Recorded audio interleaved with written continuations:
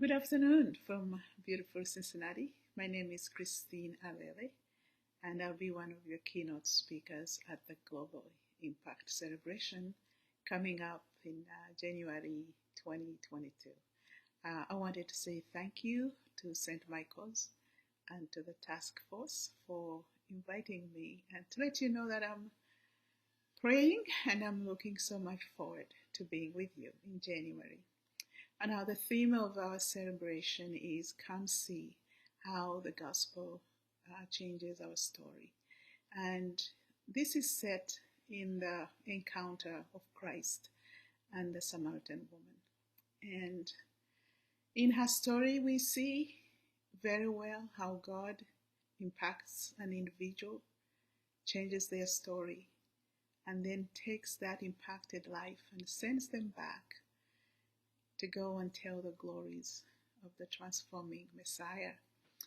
I look forward to sharing my own story with you. It has its beginnings from the obedience of a very young man called Alexander Mackay, whom God called from Scotland to come to Uganda and bring the gospel. And he came and labored there for about 7 years. And the king that had invited him passed away, unfortunately. And his son, who became king, was very, very against the gospel.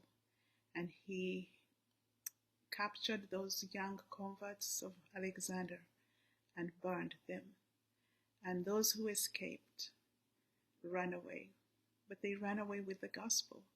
And one of them, Apollo, came to Western Uganda. He traveled a distance of about 500 miles, stopping every 3 to 6 months to tell the people the good news. All that Alexander had given him was pages from the Gospel of Matthew, and that's all he had. And when he stopped by my people group, my great-grandfather became a believer. Now, in a setup like that, you can see the odds are against the gospel. But God came in a thundering way through the East African revival. And God's Spirit swept through Africa in a beautiful, powerful way. Now, the church in Uganda is strong and it is growing stronger. But the enemy never likes that. And when I was age 15, a very cruel Muslim leader led a coup and took over Uganda, and the church went under severe persecution. My father was imprisoned and tortured, and many of his contemporaries were murdered because of their faith.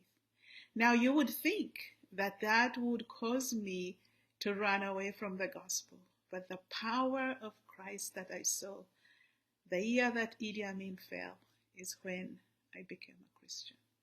Now, in these stories, you see that it's the Word of God and the Spirit of God at work, creating the true worshippers who worship in spirit and in truth. I'm so looking forward to being with you in Charleston. God bless you. Bye-bye.